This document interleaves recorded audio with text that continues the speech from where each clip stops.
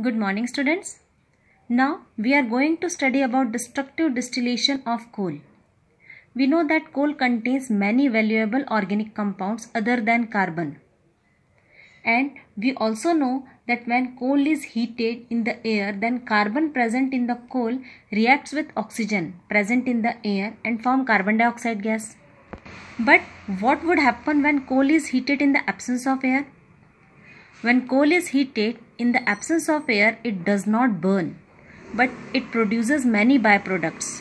And this process of heating coal in the absence of air up to 1000 degrees Celsius is known as destructive distillation of coal. Why it is called destructive distillation? Because when coal is heated, it is destructed, breaks up into many important products.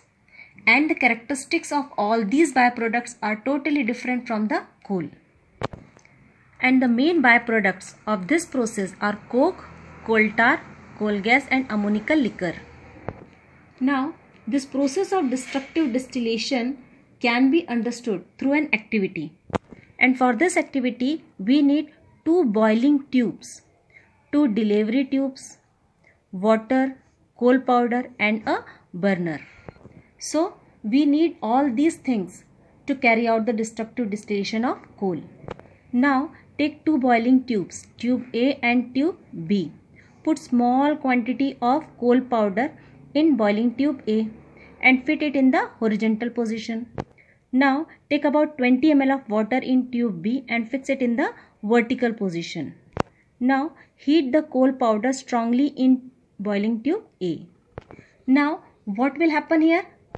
As we heat the coal, some colorless vapors are formed. And these colorless vapors move through this tube and reach the vertical tube. And these colorless vapors condense to form a black viscous layer at the bottom of the vertical tube. And this layer is known as coal tar. It is a thick, black, highly viscous liquid with an unpleasant smell. It is a variable mixture of many substances. It is used in manufacturing of many products such as synthetic dyes, drugs, explosives, perfumes, plastics, etc.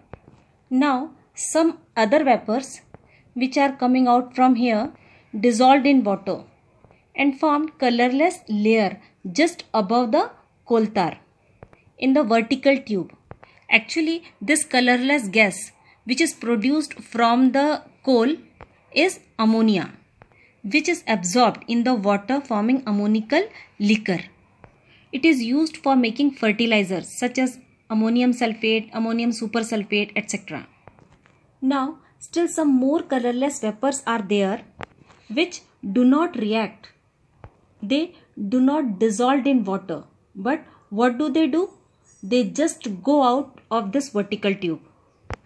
This can be seen here. We can see some vapors coming out from this tube.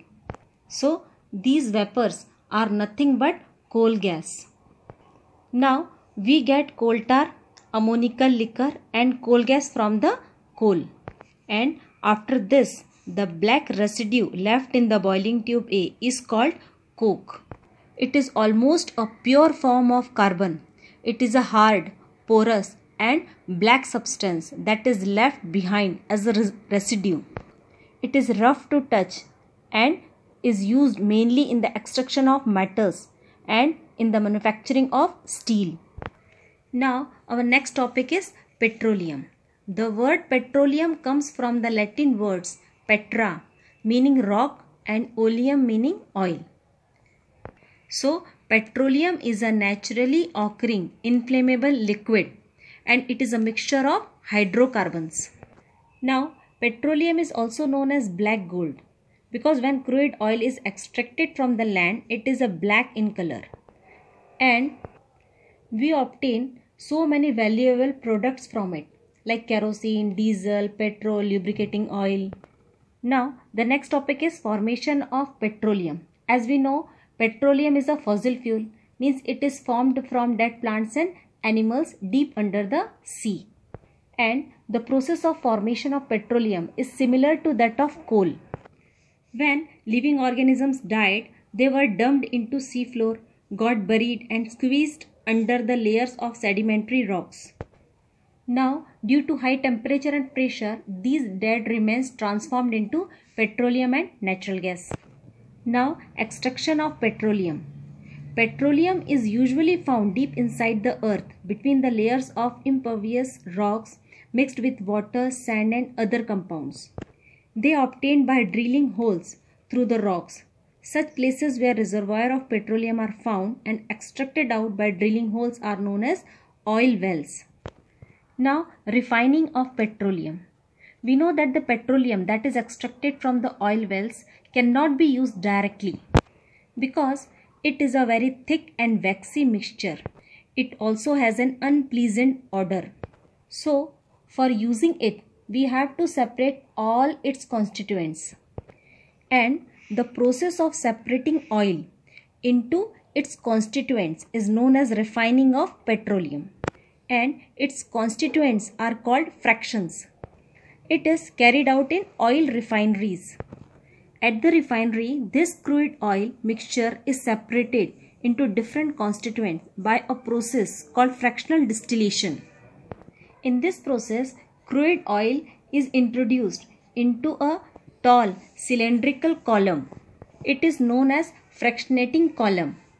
These columns have horizontal trays. This is a furnace through which crude oil is heated. It is heated up to 400 degrees Celsius till it vaporizes. As the vapors of crude oil rise in the fractionating column, they begin to cool and condense into liquid form. The temperature of the column varies from 400 degrees Celsius at the bottom to 25 degrees Celsius at the top. The different components of petroleum are condensed and separated at different heights in the fractionating column because they have different boiling points and get collected into separate trays. In this process, gases condense at the top of the column, liquids in the middle and solids stay at the bottom. The column is hot at the bottom and cool at the top. The petroleum gases are at the topmost fraction, followed by petrol and kerosene. Diesel is the heaviest. The bottom two, lubricating oil and bitumen, are less inflammable and are not used as fuel. So, in this way, all the constituents of petroleum are separate out at different height and at different temperature. So, you can see here at the top petroleum gas, then gasoline, naphtha, kerosene, diesel, then fuel oil, then lubricating oil, then residue, that is bitumen. So, all are the byproducts of petroleum.